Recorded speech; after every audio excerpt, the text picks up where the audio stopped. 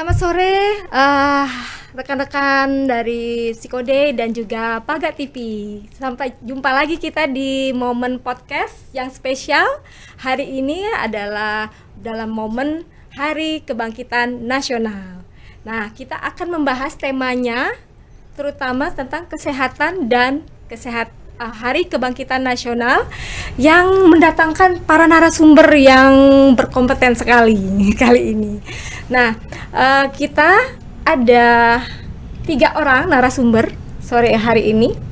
Ada pertama Ibu Sri Wahyuningsi, SH ya Bu. Selamat datang Ibu Sri Wahyuningsi. Sama-sama, selamat sore. Assalamualaikum warahmatullahi wabarakatuh. Waalaikumsalam warahmatullahi wabarakatuh.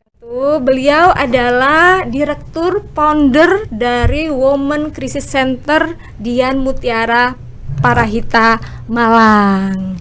Ya, beliau juga mengajar di Fakultas Hukum UB ya Bu ya. Sampai sekarang masih aktif ya Bu. Insya Allah masih. Ya, padahal habis ulang tahun ini, hari ulang tahunnya bertepatan dengan tanggal 21 Mei ya. Mendekati Hari Kebangkitan Nasional 20 Mei yang juga menjadi hari berdirinya WCC Dian Mutiara Parahita Malang. Jadi WCC-nya yang tanggal 20 Mei karena saya 21, jadi berdekatan. Iya. Jadi saya bisa nunut kalau ulang tahunnya. Iya, jadi diperingatin terus ya Bu ya. Bersama-sama ya. Oke. Ya, selamat ulang tahun Bu. Terima kasih. Amin. Yang ke-80 tahun ya Bu ya. Iya. Luar biasa pengabdiannya untuk Indonesia kita. Baiklah, dan juga selanjutnya ada narasumber kita yang cantik. Dan juga pembela kebenaran ini seorang asisten advokat dari Dr. Imam Hidayat SH yang SHMH yang merupakan sekretaris dari Jenderal DPN Pradia Bapak Imam Hidayat ya. Juga Bu Fitri sekarang mengajar di Sekolah Tinggi Ilmu Hukum STIH Malang. Ya, selamat datang Mbak Fitri. Gimana kabarnya? Alhamdulillah sehat. Selamat sore Mbak Ade, selamat sore semua. Sore. Ya, Aremanita ini ya. Juga hadir narasumber kita yang ketiga adalah yang sangat urgent juga ya di tema kita hari ini tentang kesehatan, seorang Dr. Nur Huda SK. Nah, beliau adalah founder Dokter Sedekah Nurul Huda ya di Malang. Juga beliau PNS di Dinas Kesehatan Kota Malang. Terima kasih atas kehadirannya, berkenan berbagi di podcastnya kolaborasi Psikode dengan Paga TV. Tak lupa juga saya host kali ini dari Psikode adalah Resa, SPC psikolog yang juga dengan momen Hari Kebangkitan Nasional ini sangat mengucapkan ya, dari saya kebetulan pengurus dari keluarga Bumi Rafflesia Bengkulu, dari dimana Bengkulu ini juga asal dari ibu negara pertama Republik Indonesia, Ibu Fatmawati Soekarno yang menjahit bendera saat hamil Guntur Soekarno Putra. Jadi tema ini sangat berkesinambungan dengan kita juga. Baiklah, untuk lebih detailnya kita pengen lebih tahu nih Bu tentang WCC Dian Mutiara Parahita, juga sepak terjangnya Bu Wahyu selama ini ya di Malang yang luar biasa sekali. Silakan Ibu Wahyu. Terima kasih. Jadi WCC Dian Mutiara itu awalnya hanya Dian Mutiara, tetapi karena untuk mengajukan AHU untuk Menkumham itu harus ada 3 kata. Jadi kita tambah Dian Mutiara Parahita. Lahir 20 Mei karena memang saya 21 ya. Kepinginnya mungkin 20, tapi ya sudahlah, lembaganya aja yang kebangkitan. Tapi saya rasanya juga katut ya, masih sangat fresh. Nuansa kebangkitannya dapat Bu. Tahun 45 lagi ya. Waduh. Jadi semangat itu rasanya itu ada gitu. Seperti itu. Jadi pada tahun 2002, jadi 23 tahun yang lalu, kita merasa prihatin karena banyaknya kasus-kasus perempuan dan anak yang menjadi korban kekerasan. Ada KDRT, ada bullying dan sebagainya, yang saat itu bullying memang merupakan budaya, mengganggu, menggoda itu. Sehingga dalam perjalanannya itu menjadi fokus kita. Kemudian kita mempunyai visi penegakan hak asasi perempuan dan hak asasi anak. Dari situ tahun 2002 saya sudah sadar bahwa ternyata meskipun di Undang-Undang Dasar 1945 di pembukaan alinea 1 bahwa sesungguhnya kemerdekaan ialah hak segala bangsa, tentunya baik laki-laki maupun perempuan ya.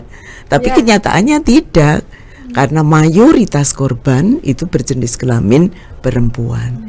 Dari situlah saya belajar gender pada saat itu sampai ikut dalam satu training sampai ke Bangkok waktu itu. Kemudian saya mencetuskan bahwa visi itu harus menjadi visi kita. Jadi menegakkan hak asasi perempuan dan anak. Orang mesti tanya, loh perempuan kan sudah masuk HAM. Iya, harusnya masuk, tapi prakteknya belum. Mengapa? Karena nanti Mbak bisa menjelaskan tentang bahwa meskipun substansi hukum itu sudah setara, tapi dalam implementasinya di lapangan tidak setara. Gara-gara ada satu hal yang harus kita perhatikan, itu adalah aparat penegak hukum. Jadi ada polisi, jaksa, hakim, yang itu juga masih berbudaya begitu patriarki. Sehingga kalau ada KDRT ya mesti aja salah, mesti aja KDRT suaminya wong cantik, pinter cari duit, tapi nyayur asemai gak entos lah, itu gak peka gitu loh. Lah wong sayur asem mbok ya beli gitu ya, kok kenapa harus dikatakan gak entos gitu loh ya. Gitu aja sudah menjadi kejiwaan. Jadi secara psikologi itu sudah kena gitu loh. Itu nggak dirasakan.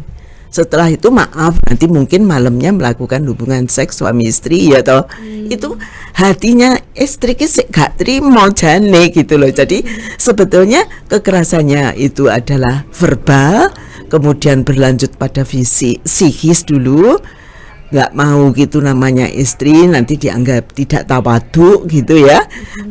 Itu ya tanda petik itu sebetulnya terpaksa gitu, dan diikuti oleh yang lain-lainnya. Itu misalnya kalau ekonomi keluarga itu nggak mencukupi, istri juga harus punya ekstra kerja agar supaya bisa mendapatkan uang.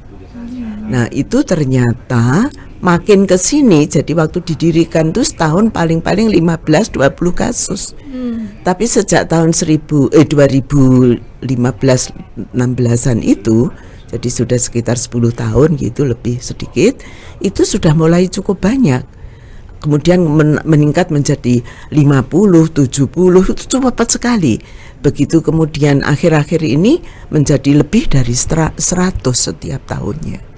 Nah, untuk itu maka kami di WCC itu selalu melakukan satu kegiatan-kegiatan. Jadi kita juga siaran di radio, baik itu Kosmonita maupun RRI secara rutin, agar supaya kekerasan ini tidak terjadi. Juga kita dengan misi seperti itu, dari visi seperti itu kita turunkan pada 2 misi. Yang pertama adalah memenuhi kebutuhan praktis gender. Apakah itu kebutuhan praktis gender? Adalah kebutuhan kalau tidak dilakukan perempuan kolaps. Misalnya itu tadi perempuan sebagai korban. Ya, melalui satu kegiatan yang kolaboratif dengan instansi lain. Jadi kita itu tiap kali mesti ayo Pemda kita kolaborasi. Sowan ya, jadi ke kepolisian itu juga dengan sengaja itu kadang-kadang si klien saya kasih fotokopi ya yang akhir-akhir ini Undang-Undang 12 tahun 2022 tentang tindak pidana kekerasan seksual, karena sampai sekarang mereka maunya hanya KUHP terus, sedangkan di undang-undang itu ada 19 macam. Ada pasal 4 ayat 1 huruf A sampai I itu yang baru, termasuk bullying atau TPKS verbal. Misalnya ada anak sekolah, cantik sekolah, diem aja. Alamatnya mana, diem aja. Itu ya masih digoda. Cantik-cantik budak. Nah itu, jadi kita itu guyon, tapi kemudian kata-katanya itu nyelekit gitu loh, nyakitin hati gitu loh buat si perempuan. Ya memang sih ada perempuan yang EGP ya, emangnya gua pikirin ada, tapi jumlahnya sedikit. Yang banyak itu mesti terasa, loh aku kok dilokno budak gitu ya, mau melawan itu gak iso gitu ya. Dan itu yang menjadikan kita ini memenuhi kebutuhan praktisnya dia. Ayo lapor kepada kami, kita akan mencoba mengurai, mencoba untuk supaya pelaku itu tidak mengulangi lagi. Yang kedua adalah memenuhi kebutuhan strategis gender. Itu mendorong adanya perundang-undangan mulai dari undang-undang sampai keputusan lurah. Oh, lurah, Bu. Iya, lurah atau kepala desa. Karena kita juga menjangkau daerah 3T itu, terluar, terjauh, termiskin. Waduh. Karena ada bidan. Nah kebetulan S2 bidan itu saya ngajar di situ dengan tema gender dan isu-isu kontemporer.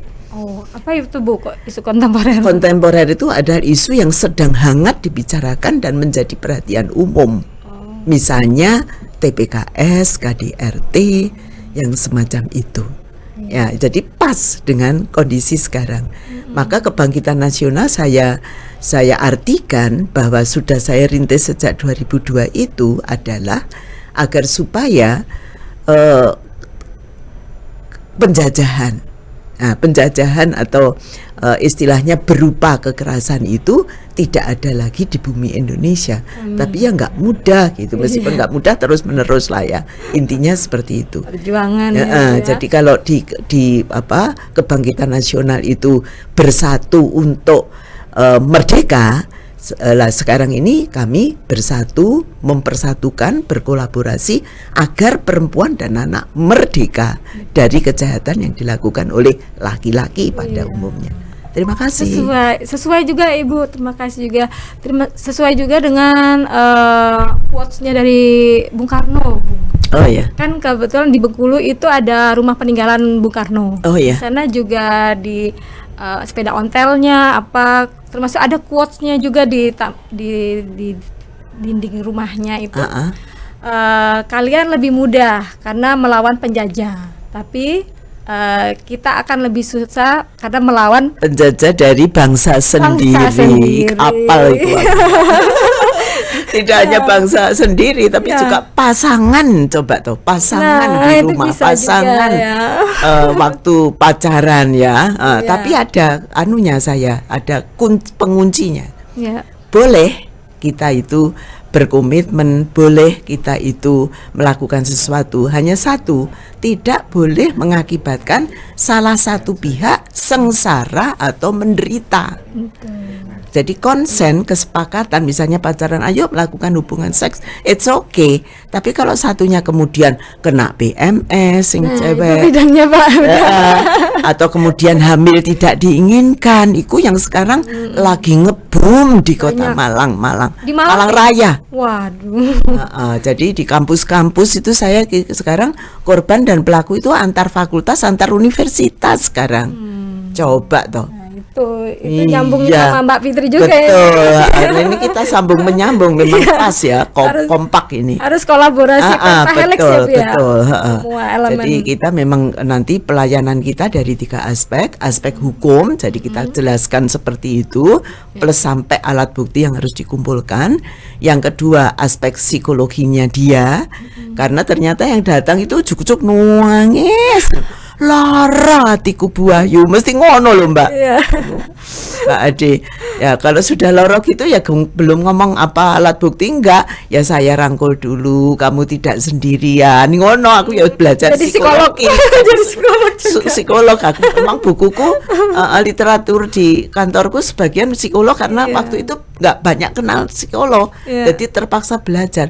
Orang susah ya apa sih caranya ya. Nah, saya baru tahu bahwa yang menjadikan kita susah itu roh, jiwa. Maka pada waktu Tuhan menciptakan manusia ini, ya dokter nanti bisa dikoreksi, itu satu sel telur dan satu sel sperma terjadi pembuahan. Namanya apa, Dok?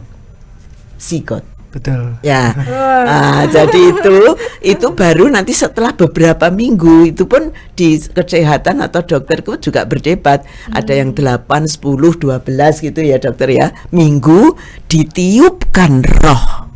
Nah, maka kalau ditiupkan roh berarti kita harus mengerti bahwa itu ada di dalam perut, ada di dalam kandungan bermuda atau apa, Dok? Tempatnya ini rahim. Nah itu jadi nggak, kalau zigot kan ketemu ya sperma dan ini gitu. Tapi nanti makhluk hidup yang ada di rahim itu akan tumbuh kembang menjadi janin kalau ada rohnya. Nah, Lapasila IKIP Malang mengatakan, di mana saya dosen Pancasila juga di situ, itu kita bicarakan bahwa roh atau budi nurani manusia itu adalah pencerminan terbatas dari sifat-sifat Tuhan. Jadi manusia itu sebetulnya dengan roh itu menjadi kita punya suara batin. Wahyu gitu ya, saya diingatkan jangan korupsi uang proyek gitu. Tapi otak saya jawab, lah ini kan untuk beli ban mobil yang saya pakai untuk proyek itu. Nggak boleh, tunggu sampai kamu dapat gaji gitu dari situ. Nah itulah perdebatan. Jadi kalau diingatkan budi nurani ikuti, karena itu roh. Karena last but not least terakhirnya nanti inna lillahi wa inna ilaihi rojiun. Jadi dari roh kita kembali kepada maha roh. Betul. Nah, kalau di psikologi itu juga ada Bu, istilahnya di analisis psikoanalisis ya. Sigmund Freud itu. Ya. Ada id, super ego dan super ego. Jadi id itu dorongan nafsu kita, ego itu yang menyesuaikan kan kita lapar. Itu id. Nah, kita perlu memenuhi kebutuhan makan kita, ego kita yang berperan. Tapi kita juga punya super ego. Itu tadi nilai-nilai moral kita. Betul. Cara cari makannya yang halal ya, nggak mencuri. Betul. Itu ada makanan nggak boleh meskipun lapar langsung dimakan ya. Punya siapa dulu kan gitu ya, itu betul. Super ego betul. Kalau saya ya dengan, nyambung. Dengan psikologi. Jadi nanti ya jabatan saya, rumah saya yang besar, kantor saya besar nggak akan ikut. Yang ikut ada roh tadi loh. Makanya saya memenuhi panggilan atau dari suara roh itulah saya melakukan segalanya itu sampai sekarang, dan insya Allah diberi kekuatan oleh Allah Subhanahu Wa Taala. Amin. Amin. Panjang umur terus Bu. Iya luar biasa sekali ya. Jadi sepak terjangnya Bu Wahyu juga untuk Malang, Kota Malang khususnya. Nah Hari Kebangkitan Nasional ini bangunlah jiwanya, bangunlah raganya ya. Nah ini betul. Kita bangun jiwanya juga ya Bu, tadi nyangkut dengan psikologi, nanti bangun raganya dengan Pak Nur Huda. Nah tadi kan banyak juga kasus-kasus ya Bu ya, terutama di Kota Malang yang lagi boom itu tadi. Nah mungkin nyambung dengan bidangnya Mbak Fitri Wicayanti ini. Silakan. Bidang hukum ya. Silakan. Nah Mbak Fitri ini alumni S1 FHUB, Fakultas Hukum UB.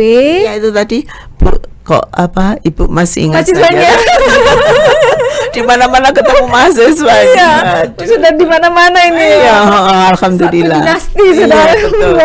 Iya. Kapan ikut tahun berapa? Hebatnya tetap energik, iya. Ya kan? Terus masih semangat mudanya masih luar biasa. Energik awet muda memang. Tips awet mudanya ya. Nanti ada siaran lain. Nah, Mbak Fitri juga alumni Magister Kenotariatan. Jadi juga menguasai ilmu notaris ini. Nah, sekarang juga ini berkecimpung di dunia advokasi ya. Boleh diceritain Mbak Fitri seperti apa itu dunianya itu? Iya, terima kasih Mbak Ade. Ya. Menyambung dari Bu Wahyu tadi sih, sebenarnya sudah luar biasa sekali yang sudah disampaikan sama Bu Wahyu tadi ya, pengalamannya luar biasa. Lalu ya kasus-kasus yang sedang banyak terjadi, memang persoalan gender itu sekarang luar biasa ya Bu ya.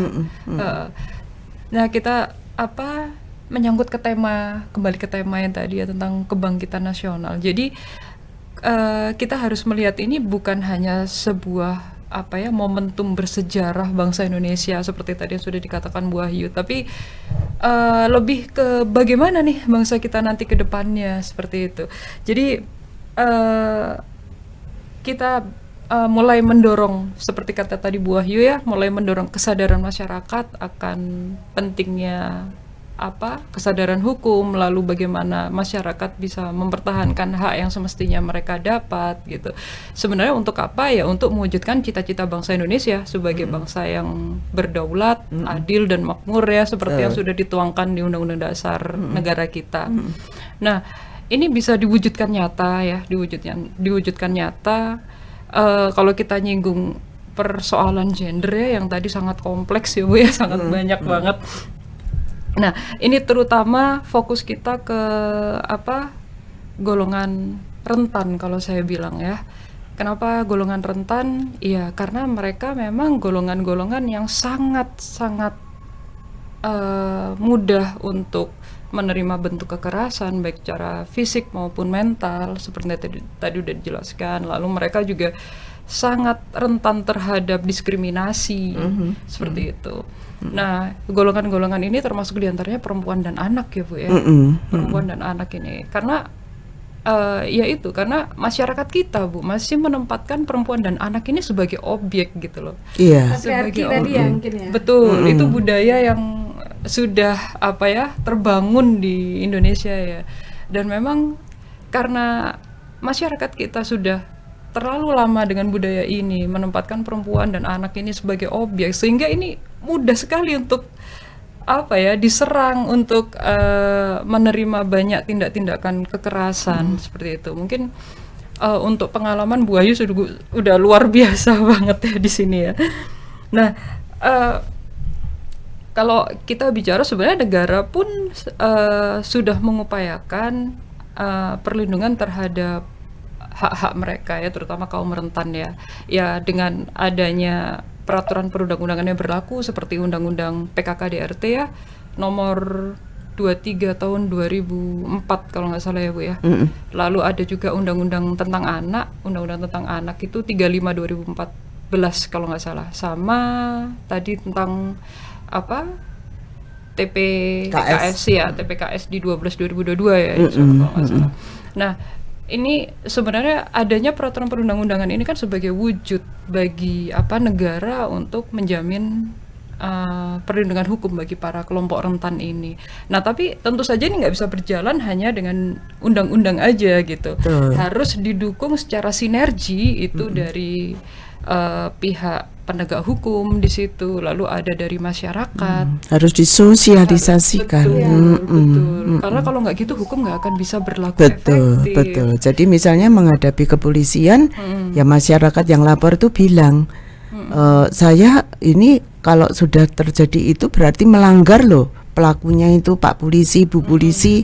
Saya sampaikan tuh pasalnya, ayatnya kamu harus sebut.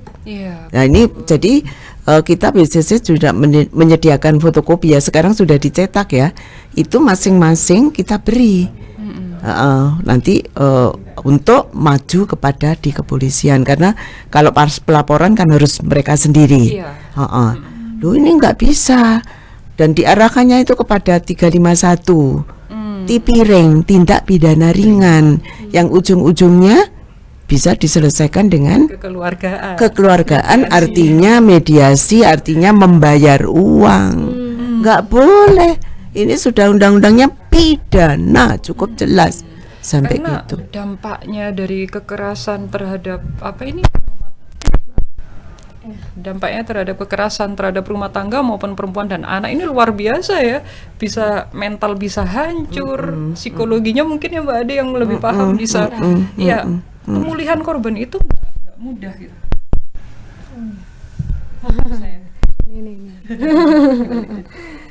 Halo? Ya. Bisa ya? Iya. Iya. Oke. Pemulihan terhadap korban itu betul, itu makan waktu panjang, biaya banyak, kesabaran luar biasa itu. Apalagi kalau sudah misalkan seorang perempuan sudah dilakukan, mohon maaf, tindak pidana kekerasan seksual, untuk pemulihannya itu susah. Bahkan kalau sudah mohon maaf sudah rusak, ya mau dikembalikan seperti apa juga susah, dan itu bikin mental dan pasti psikisnya sangat hancur. Ini kayaknya nggak bunyi dong. Nggak, agak deket aja. Kabel. Iya. Mohon maaf, ini kan konteksnya copot. Longgar. Pakai ini aja. Ini dulu. Oke. Nanti kan. Waduh, jadi ngerepotin ini. Oke, ini saya kedengar ya kalau ini ya. Jelas tuh. Nah, kalau tadi saya bilang bahwa di situ harus ada peran pemerintah, peran penegak hukum, masyarakat, sama bahkan institusi pendidikan ya Bu ya, harus bersinergi bersama gitu. Dalam rangka untuk membantu para korban ini supaya mereka mendapatkan keadilan, supaya mereka kembali lagi mendapatkan haknya. Nah, kalau kita ngomongin terkait dengan apa ini? Penegak hukum, para penegak hukum. Penegak hukum benar yang tadi dikatakan Bu Wahyu, kan ada kepolisian, ya ada kejaksaan, ada hakim, dan ada juga advokat.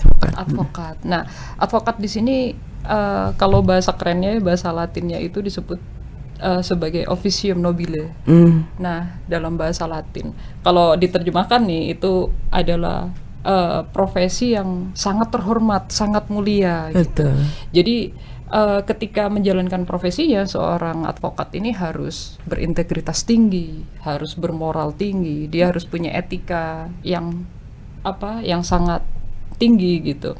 Artinya di sini tanggung jawab seorang advokat itu juga harus, selain mereka membela klien, dia juga harus menegakkan keadilan dan memastikan bahwa hukum yang berlaku itu memang benar.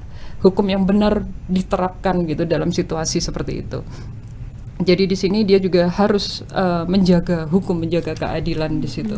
Nah, karena peran advokat juga, karena dari penegak hukum tersebut, advokat ini sebenarnya termasuk penegak hukum yang memang membaur di masyarakat. Artinya mereka memang ada di tengah masyarakat gitu loh, sehingga peran advokat juga sebisa mungkin mendorong, seperti tadi WCC Ibu ya, mendorong para masyarakat, mendorong para korban untuk lebih speak up, untuk bagaimana mereka kemudian lebih berani menyuarakan haknya.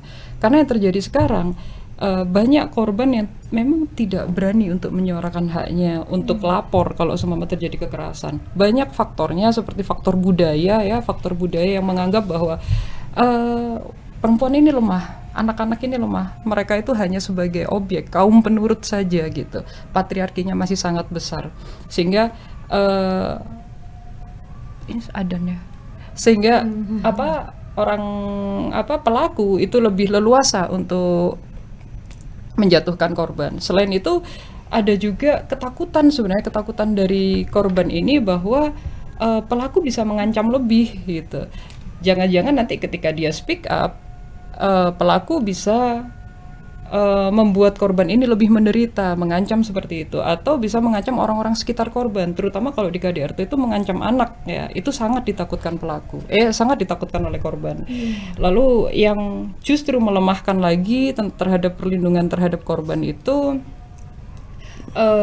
adanya ketergantungan ekonomi. Nah, ketergantungan ekonomi ini juga pertimbangan sendiri dari korban gitu, bahwa dia merasa takut kalau nanti dia berpisah dengan pelaku. Nah, korban ini akan lebih menderita secara ekonomi, karena selama ini si pelaku ini adalah satu-satunya tulang punggung. Nah, itu hal-hal yang sebenarnya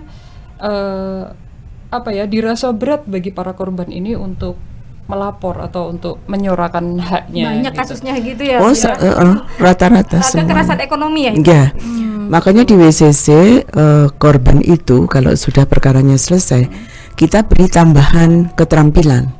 Jadi di sana ada mesin jahit, ada untuk membuat kue, kemudian juga untuk menjual online gitu, itu sudah mulai kita lakukan. Jadi pemberdayaan perempuan juga Bu. Juga di situ kebetulan dari kementerian itu kita dapat kepercayaan, dan itu alat-alatnya lengkap. Termasuk LBH-nya kita juga ada, sehingga dengan demikian beliau-beliaunya itu yang akan memberikan LBH, bantuan hukum gratis kepada para klien kami. Iya, karena memang itu jadi pertimbangan yang paling Iya. apa ya, besar gitu. Ketika seorang perempuan merasa aku nggak bisa berkarya nih tanpa dia gitu. Nah di situ jadinya stuck akhirnya. Lalu ada lagi kayak faktor bahwa ketakutan terhadap mental anak ya, dengan melihat orang tuanya berkonflik, dengan melihat orang tuanya maju ke hukum kayak gitu, membuat mental seorang anak ini jadi lebih down. Nah ini biasanya dihindari oleh para korban, daripada nanti anak kepikiran macam-macam, daripada nanti anaknya mental breakdown, daripada si anak ini nanti terpengaruh oleh lingkungan yang tidak benar, lebih baik si ibu ini diam dan mengalah. Nah itu banyak sekali terjadi di masyarakat kita. Juga anak-anak yang jadi korban itu bingung ya, kalau orang tuanya yang melakukan kekerasan misalnya, mereka harus kemana gitu ya. Mereka gimana untuk perlindungannya mereka gitu ya. Ya itu ya. Iya, makanya di sini ya kita sih sebagai advokat ya, di sini saya perwakilan ingin sebenarnya mendorong kepada masyarakat, ayo lebih berani, lebih speak up, karena sebenarnya dengan mereka lapor pun kami akan sangat merahasiakan seperti identitas maupun segala informasi, itu pasti akan dirahasiakan karena itu informasi pribadi dari korban. Jadi nggak usah takut. Nggak usah takut, tapi juga yang diharapkan adalah dari LBH itu gratis. Karena layanan kami seluruhnya gratis. Sehingga kami dipilih juga ya, mendapat kepercayaan dari Kementerian P3A. Kemarin tuh melakukan resiliensi 114 anak Semalang Raya. Itu 2 tahun kemarin, ratusan juta, dan masih tertinggal. Jadi sampai sekarang ada yang kasus-kasus masih terus kita dampingi karena kasus hukum. Jadi Batu, Kota Malang, Kabupaten Malang juga bersama dari LBH itu. Jadi WCC ini konsultan hukum, jadi seluruhnya diarahkan pada waktu pengisian, tapi pada waktu maju ke pengadilan itu dengan advokat kita. Kita ada di luar biasa. Kaliannya di situ ya. Bersinergi juga dengan ini Mbak Fitri ini juga sebenarnya juga putri pendekar Malang, Bu. Kalau saya sempat podcast beberapa kali sebelumnya dengan tokoh-tokoh Malang itu ada juga Pak Agung Buana, ada saya juga sempat ngobrol dengan salah satu guru di Kota Malang, itu menyampaikan idolanya banget itu, namanya Pak Ibnu Tricahyo. Oh iya. Pendekar Malang itu katanya. Ya, mertua ya. Jadi itu beliau kan putrinya Pak Ibnu Tricahyo ya. Idolanya banyak di Kota Malang ini.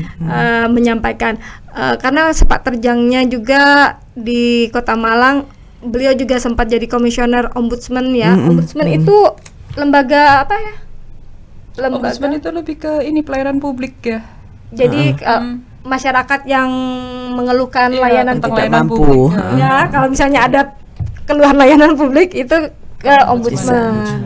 Nah, kayaknya ini Mbak Fitri ini juga meneruskan ini ya, penerusnya Bapak Ibnu Tricahyo ya. Mudah-mudahan bisa menjadi pendekar Malang, membela kebenaran di betul, masyarakat. Nah, ini advokasinya juga sekarang di Imam Hidayat & Co ya, Hidayat & Co ya. Itu di mana alamatnya, Mbak Fitri? Ada di Ahmad Yani Utara. Jadi kalau lewat flyover tuh kiri jalan itu ada gedung warna orange itu Hidayat & Co. Iya Bisa itu ya. juga berkonsultasi. Iya. Itu beliau juga Sekretaris Jenderal DPN Pradi. Pradi itu adalah DPN Pradi itu Dewan Pimpinan Nasional Perhimpunan Advokat Indonesia. jadi sudah nasional ya. Kita kompak-kompak kok di Malang advokat ini. Dan perlu banyak advokat yang bergerak ini. Dan rata-rata memang dari UB ya, karena dulu kenal memang juga Bu dengan Pak Imam Hidayat. Iya, jadi ini enggak artinya memang itu yang kita andalkan gitu, dan karena saya gurunya gitu ya. Jadi tolong ya ini seperti Mas Daniel, Mbak Eva, Mbak Fitri kan kita bisa bersama-sama untuk itu. Betul. Saya juga kan klien-klien saya kadang psikologi itu mereka juga butuh bantuan hukum kadang. Bingung kalau misalnya seperti apa ya, kalau udah ranah hukum itu kan kayak Gitu ya. mengerikan atau gimana gitu ya.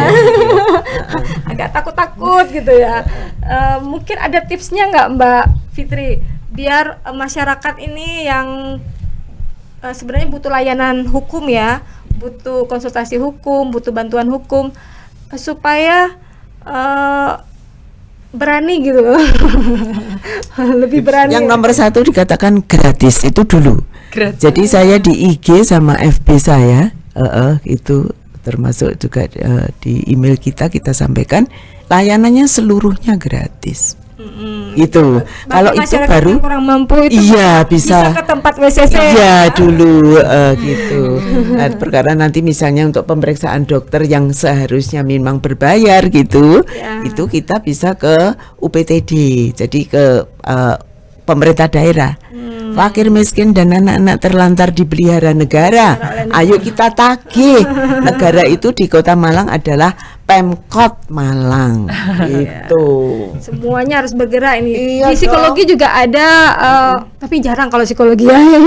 Layanan ini mungkin di puskesmas itu yang layanannya lebih terjangkau, bisa BPJS. Banyak kan, tapi layanan umumnya kalau di psikologi masih Berbayar. swasta.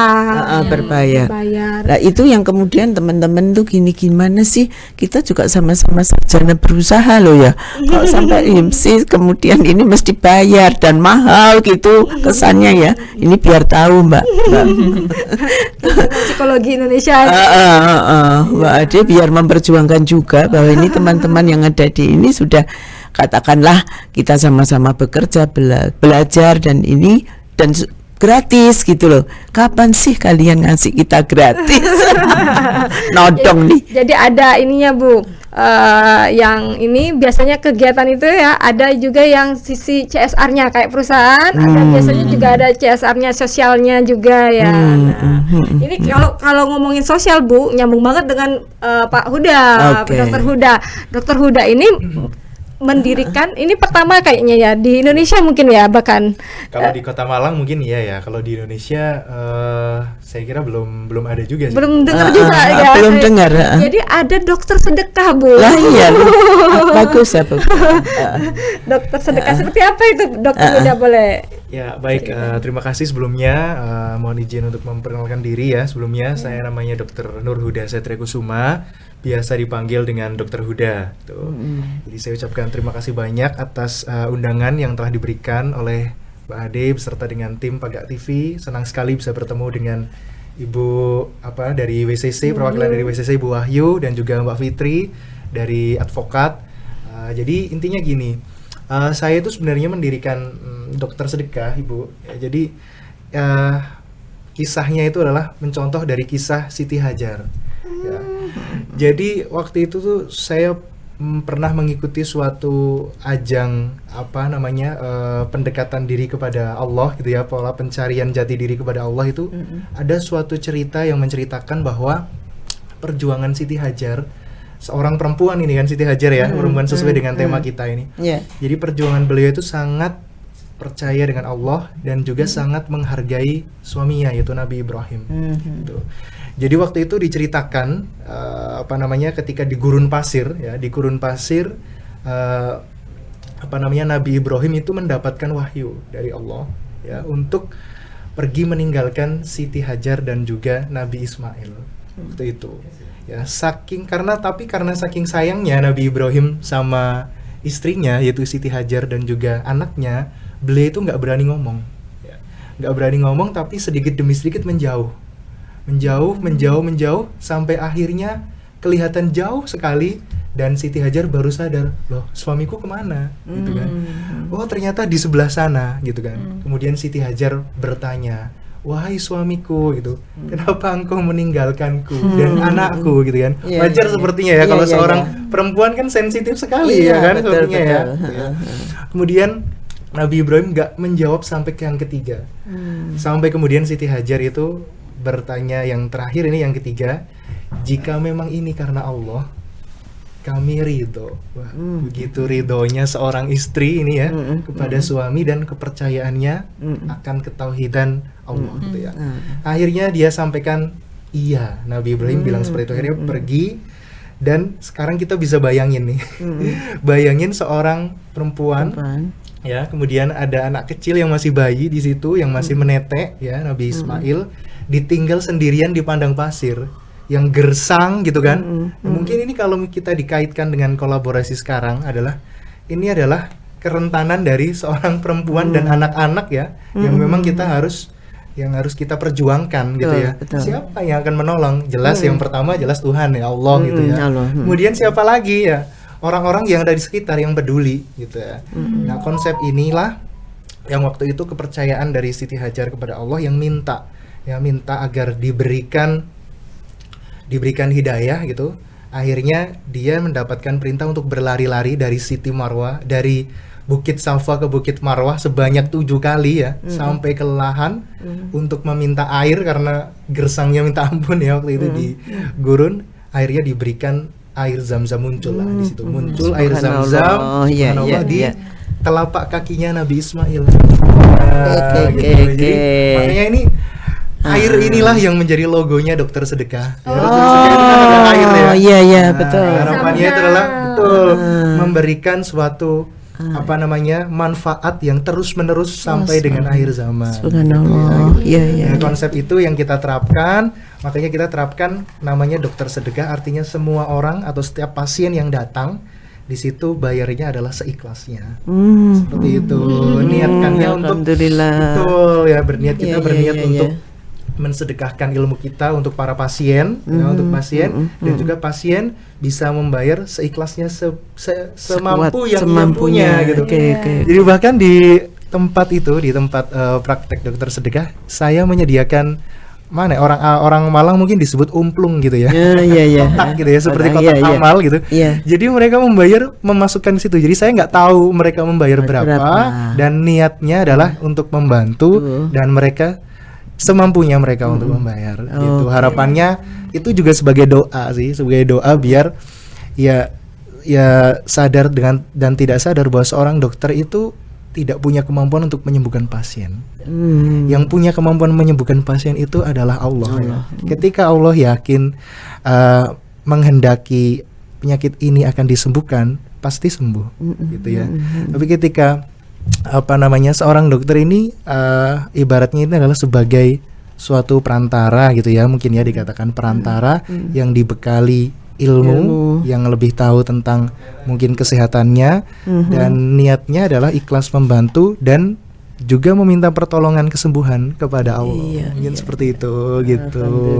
Nah, kemudian mungkin gini ya, terkait dengan perempuan dan anak ya. Jadi perempuan dan anak ini saya sempat baca beberapa literatur itu. Jadi memang kalau yang dimaksud dengan kekerasan itu banyak banget ya macamnya ya. Jadi bisa mulai dari fisik ya, ada pemukulan, bisa penamparan, penjambakan, kemudian punya kekerasan fisik, bisa juga mental ya. Mental ini adalah seperti dia memberikan suatu ancaman gitu ya. Kemudian yang mengakibatkan mental down ya, mental down dari target atau korbannya gitu ya. Bisa perempuan, bisa anak, karena dianggap orang-orang ini adalah orang-orang yang dalam tanda kutip rentan dan juga lemah gitu ya. Lemah anak-anak biasanya pelaku memanfaatkan sisi ketakutan anak-anak gitu ya. Kemudian perempuan mungkin dimanfaatkan dari sisi yaitu seperti tadi, secara tenaga atau stamina jelas berkurang, secara fisik jelas lebih lemah daripada laki-laki, dan secara ekonomi juga ya kan, secara ekonomi banyak perempuan-perempuan yang masih bergantung sekali kan dengan suami gitu ya gitu. Walaupun mungkin sekarang sudah banyak sekali perempuan yang bangkit dan berdiri sendiri ya, bahkan membantu perekonomian keluarga gitu. Bahkan tidak sedikit juga kepala daerah kita yang juga sekarang perempuan ya kan, termasuk mungkin juga ketua DPR RI kita kan Ketua Puan tadi. DPRD Kota Malang juga perempuan. Panitia. Puan tadi juga Perempuan, ya. alhamdulillah. Puan sama Gubernur Jawa Timur juga. Sebenarnya membuktikan bahwa perempuan juga mampu eksis. Iya. Ya kan, mampu eksis di laki-laki. Iya. Ya, kemudian kalau kita berbicara itu tadi kalau dihubungkan ya dengan kesehatan. Mungkin kalau di Kota Malang itu mungkin juga skupnya di Indonesia itu kita masih banyak mengenal dalam tanda kutip mungkin pernikahan dini ya, atau mungkin pernikahan yang karena mungkin sudah hamil duluan gitu gitu. Itu sebenarnya kalau kita menilik dari kesehatan itu sebenarnya kematangan reproduksi ya, organ-organ reproduksi itu juga sangat berpengaruh ya bagi kesehatan perempuan selama kehamilan dan juga kesehatan bayi yang dikandungnya gitu. Bahkan kalau misalnya kita melihat sekarang ANC itu atau antenatal care itu, kunjungan kehamilan itu kan sekarang sudah ditetapkan pemerintah nih. Jadi minimal satu kali di trimester 1, 2 kali di trimester 2 dan 3 kali di trimester 3 gitu kan.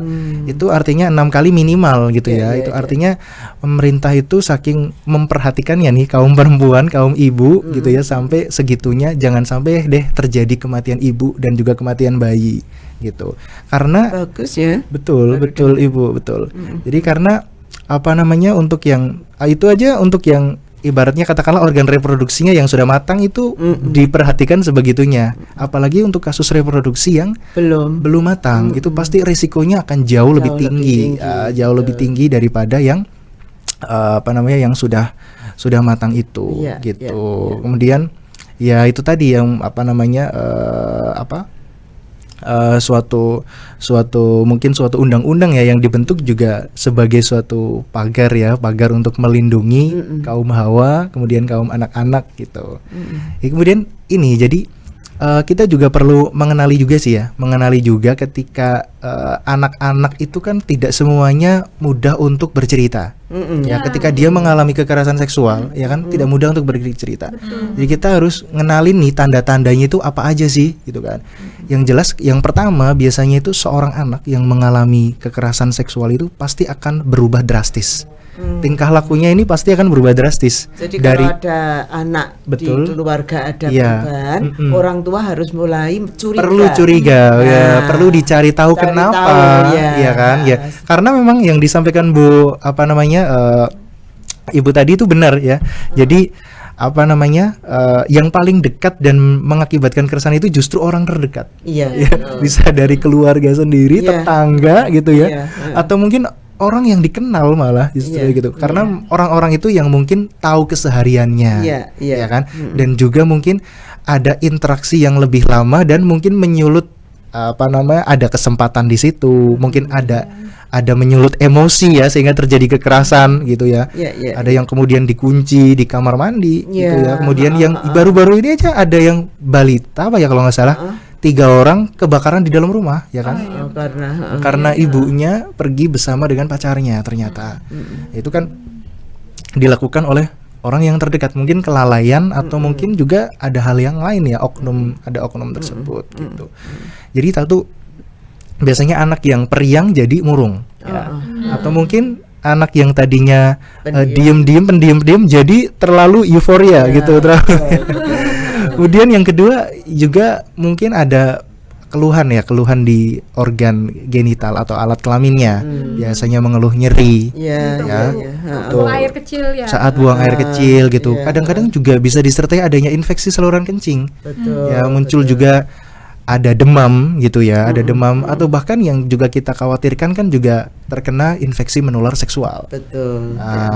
Ini juga termasuk hak juga sebenarnya sih, hak dari anak-anak dan juga perempuan untuk terlindungi ya dari infeksi menular seksual, baik oleh pasangannya yang notabene sudah suami istri sah bisa juga loh, bisa kena. Banyak yang tertularkan dari pasangannya sendiri. Iya betul, bisa kena gitu. Apalagi yang dalam di sini adalah mungkin yang bukan suami istri sah gitu ya, atau mungkin anak-anak yang tidak tahu apa-apa yang masa depannya masih panjang. Gitu, itu juga kita harus kenalin tanda-tanda itu, dan setelah kita tahu tanda-tandanya baru kita harus berani speak up ya, bisa kita harus bergerak ya, bertindak atas apa yang kita alami atau mungkin orang lain alami ya kan. Ketika kita melihat adanya suatu pelecehan, mungkin di sini pelecehan seksual ya, yang terjadi di fasilitas umum ya kan, misalnya di transportasi umum nih yang lagi marak-maraknya ya kan. Marak-maraknya itu memang kayak kita harus berani untuk melapor, berani untuk bertindak, berani untuk untuk menegur ya, mungkin ya seperti itu ya. Soalnya kadang-kadang korbannya juga kadang-kadang nggak tahu loh Bu. Iya betul. Ya kadang-kadang nggak tahu, tapi orang yang di sekitar bisa tahu gitu ya. Karena kalau kita melihat ada area sensitif ya, wanita sama pria itu kan beda. Ya, area sensitif wanita itu kan mulai dari bibir ya sampai dengan lutut ya, sampai dengan lutut itu sudah area sensitif wanita depan belakang. Tapi kalau laki-laki kan bibir dari pusar sampai dengan lutut ditambah bibir. Ya. Karena sekarang anak-anak ini yang juga menjadi korban, bukan cuman anak-anak perempuan. Betul. Karena sekarang kasus-kasus yang sekarang ini banyak juga ya terjadi pada anak laki-laki ya, anak laki-laki yang menjadi korban. Betul. Itulah mungkin juga dibutuhkan dari orang tua, mungkin juga perlu menjadi tempat kembali yang nyaman kayaknya sih buat anak-anak ya, biar anak-anak kalau ada apa-apa nih ceritanya langsung ke orang tuanya dulu, jangan ditakutin. Betul itu. Karena kadang-kadang anak-anak ini juga butuh sosok yang jadi rumah, ya, di mana dia punya keluh kesah, punya rahasia gitu kan, ceritanya adalah ke orang tuanya dulu gitu, paling tidak mungkin ibu ya, mungkin ya sebagai sosok pengayom gitu. Betul. Iya betul. Sayangnya sekarang karena tekanan ekonomi, jadi ibu itu pulang itu sudah sangat capek sehingga tertidur sampai tidak memperhatikan itu yang maka tadi Mbak Fitri kan katakan ya, ekonomi itu sekarang menjadi satu hal yang harus segera makanya ada dokter sedekah ini luar biasa gitu. Untuk membantu masyarakat ya, yang kurang mampu bisa terbantu ya. Nggak usah khawatir untuk mendapatkan layanan ya, layanan kesehatan bisa ke Pak Huda. Betul. Nah juga ini Pak Dokter Huda, kan korban itu kan nggak cuman anak perempuan ya, anak laki-laki juga. Apalagi sekarang ini banyak kasus-kasus juga sejenis itu.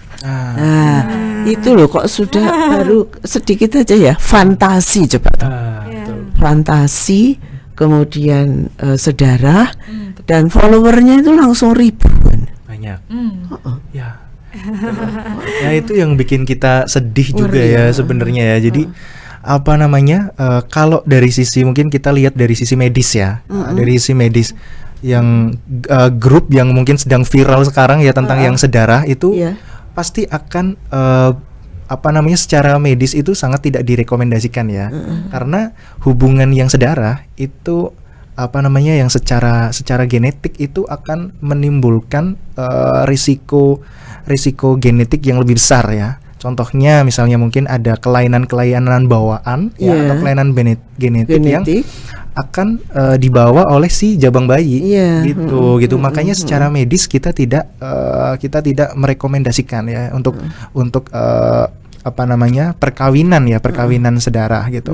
Kalau kita lihat dari sisi agama gitu, itu juga dilarang kan? Dilarang gitu, nggak boleh kan menikah dengan anak perempuan sendiri gitu ya, atau mungkin kakak beradik menikah gitu, tidak boleh gitu ya, karena mungkin itu dasarnya dulu juga mengambil bahwa udah tahu duluan nih, yang membuat kehidupan ini udah tahu duluan kalau terjadi pernikahan seperti itu atau perkawinan seperti itu atau hubungan dalam tanda kutip incest ya mungkin ya Iya, kata-katanya ya. betul. Incest itu justru Kejahatan. banyak mudorotnya Iya. daripada baiknya gitu. Maka masuk tindak pidana. Betul. Betul. Jadi sudah sebetulnya klop ya. Iya, ada kasus ya orang tua sendiri yang melakukan pelecehan ke anaknya Iya. sampai ada keturunan bahkan ya. Mengerikan. Ya itu ya sangat mengerikan. Makanya kita perlu bangkit ini ya di Iya, tematika iya. nasional. Jadi perlu sinergi dari Kita-kita, berbagai dari berbagai elemen ya, dari kesehatan, dari dunia hukum, dari sosial Psikologi, kemasyarakatan, Dari psikologi. dari Ekonomi, psikologi, ekonomi, juga perlu dibangun semua ya Pak ya. Iya betul, karena kalau kita melihat definisi sehat ya, sehat itu bukan hanya secara fisik, tapi sehat itu harus secara fisik, secara mental atau psikis dan secara sosial. Ya, itu Ya dia. sebagai Betul, seorang iya, iya. manusia itu kan pasti akan berinteraksi lah ya, berinteraksi dengan orang lain dan itulah yang kalau zaman sekarang ini ya, zaman serba internet ya, zaman serba gadget gitu ya, orang-orang bisa ngakses dengan gampang itu platform-platform media sosial Nah, itu yang perlu. dengan gampang membuka news atau Iya, berita gitu ya. betul. Itu juga ternyata bisa berdampak juga sih pada Betul. kesehatan ya gitu ya. Apalagi sekarang yang video-video berdurasi pendek ya. Iya. Itu secara mental itu membuat anak itu jadi gampang bosan. Ya. Karena video-video berdurasi pendek itu kan paling 60 detik ya, Iya, 1 iya. menit gitu ya gitu. Sedangkan video-video edukasi itu pasti akan lebih lama. Panjang, Ya akan lebih panjang karena di situ kan menjelaskan dari awal, dari mulai definisi gitu ya. Kemudian mungkin ada penjelasannya, kemudian ada sampai dengan bawah ada do dan don'ts-nya ya kan, atau mungkin hal yang bisa dilakukan, bisa yang tidak dilakukan gitu. Sementara kalau misalnya itu kan kita gampangnya scroll gitu. Itu secara tidak langsung itu membentuk suatu mentalitas yang gampang bosan gitu ya, untuk pembelajaran gitu gampang bosan Generasi jadinya. sekarang Iya, ya, aduh. Dengan generasi Fungsi guru itu menjadi harus Iya, menerangkan Iya, sejak menerangkan di awal. depan itu anak-anak itu udah sudah bosen bosan. liatnya gitu. Betul. Apalagi harus mikir ya. Nah betul.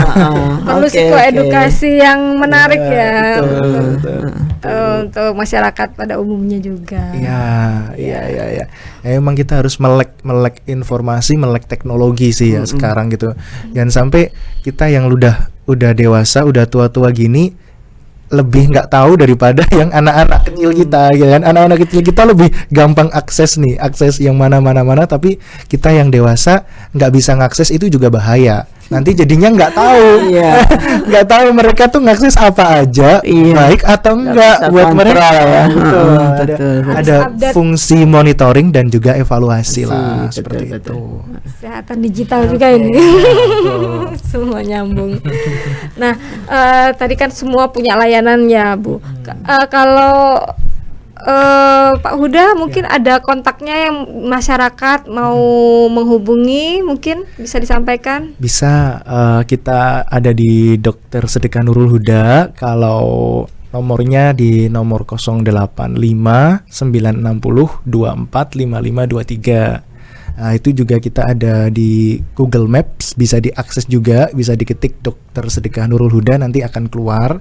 Alamatnya di Perumbunul Asri ya, Jalan Tariku 2 nomor A11. Kemudian kalau di Instagram juga ada namanya Dokter Sedekah Nurul Huda, termasuk di Facebook ya. Termasuk kegiatan kita hari ini juga sudah saya share di sana. Alhamdulillah. Sudah masuk ini ya. Ya. Ya, betul.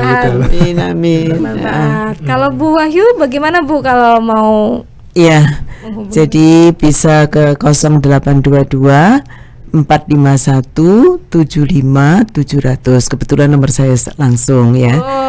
Itu lebih baik WA, jadi nanti bisa kita tata waktunya. 0822 451 75 700. Juga kita punya ini email, bisa wccdianmutiara @ gmail.com. gmail.com. Jadi sederhana sekali, gampang. Atau saya sendiri buahyu@gmail.com juga. Langsung ditanganin ya. Insya Allah, amin. Iya, jadi kalau mau konsultasi ke Bu Fitri nih seperti apa, Bu? Bisa kalau perlu jasa konsultasi hukum advokat bisa ke nomor saya di 085959 261507. Nah, nanti saya kan dengan Pak Imam Hidayat ya, nanti bisa menghubungi saya, sekalian bisa saya aturkan jadwalnya dengan beliau. Jadi semua lengkap ya, masyarakat bisa yang butuh bantuan, butuh layanan bisa ke tempat nomor-nomor tadi. Nah, sebelum kita closing nih, waktunya ini tinggal dikit ya, Mas Jo. Sebelum kita closing, mungkin ada harapan atau pesan-pesan yang mau disampaikan untuk semua, mulai dari Ibu Wahyu mungkin. Baik, jadi sesuai dengan ketentuan perundang-undangan ya, Undang-Undang Dasar 1945 terutama, dan itu juga diturunkan kepada undang-undang yang terakhir yaitu Undang-Undang TPKS. Sebetulnya kesetaraan gender dijamin di dalamnya. Jadi mulai dari pasal 27 sampai 34 itu mesti setiap warga negara berkedudukan sama pada bidang gitu ya. 27 hukum dan pemerintahan, 28 berserikat berpendapat, 29 beragama, 30 kemudian ada sosial, 31 pendidikan, 32 sosial juga ekonomi, 33 dan 34 fakir miskin dan anak-anak terlantar dipelihara negara. Jadi warga Malang Raya atau Indonesia harusnya kita menagih kepada negara itu pada tingkat Anda di mana berada. Jadi kalau di kabupaten ya di Pemkab, kalau di kota Pemkot. Silakan, itu menjadi hak Anda. Terima kasih. Ya, begitu ya pesan-pesannya. Kalau Pak Nur Huda seperti apa? Ya, kalau saya berarti intinya itu setiap orang ya, baik laki-laki, perempuan, anak-anak, dewasa, lansia, semua berhak sehat. Ya, baik sehat secara fisik, sehat secara mental atau psikis ya, dan juga sehat secara sosial. Artinya semuanya ini mempunyai kesetaraan yang sama. Itu jadi marilah kita saling menghargai, saling menghormati, dan saling menjaga kesehatan ya. Kemudian yang tidak penting juga, yang tidak kalah penting maksud saya, itu adalah kita juga harus menjaga komunikasi efektif. Ya, komunikasi efektif di antara kita semua ya, sesama ya biar bisa di antara teman kerja, kemudian di dalam keluarga, antara anak dengan orang tua, ataupun antara pasangan suami istri, itu wajib menjaga komunikasi efektif ya, karena harapannya dengan komunikasi efektif ini juga sebagai bentuk pencegahan ya dari terjadinya tindakan kekerasan ya yang terjadi di dalam keluarga, terutama kepada kaum rentan, yaitu kaum perempuan dan juga anak. Jadi mari semuanya punya kesempatan sehat yang sama, baik sehat secara fisik, secara mental dan juga sosial, juga semuanya punya kesempatan happy bareng atau bahagia bareng dengan sehat bareng begitu. Ya, menginspirasi sekali ya semuanya. Nah, selanjutnya dari Bu Fitri. Iya, kalau tadi Pak Huda tadi bicara bahwa semua punya kesempatan yang sama untuk sehat. Nah, saya cuma menambahkan semua juga punya kesempatan yang sama di depan hukum. Semua punya kesempatan yang sama untuk diperlakukan secara adil dan mempertahankan haknya. Jadi jangan pernah takut untuk segala tindak bentuk kekerasan maupun terjadi intimidasi atau apapun itu yang terjadi pada kita ataupun sekitar kita. Nah, sudah banyak ruang untuk teman-teman korban semua bisa melaporkan, dan ayo kita speak up. Ini juga demi semangat kebangkitan nasional ya, Mbak Ade. Mudah-mudahan kedepannya bangsa ini bisa lebih baik lagi gitu. Amin. Masyarakatnya sehat, melek hukum juga, sadar hukum juga ya. Dan secara mental, psikologi juga oke gitu ya, Mbak Ade. Merdeka. Ya, itulah tadi semuanya tadi sudah sharing dari para pakar kita. Semoga terus menginspirasi kita dari Psikoday, inspirasi Indonesia untuk global. Kita akan terus menggali inspirasi dari Indonesia untuk dunia. Amin. Baiklah. Salam Bumi Rapesya, salam Merah Putih. Selamat Hari Kebangkitan Nasional. Sampai jumpa di lain kesempatan. Salam.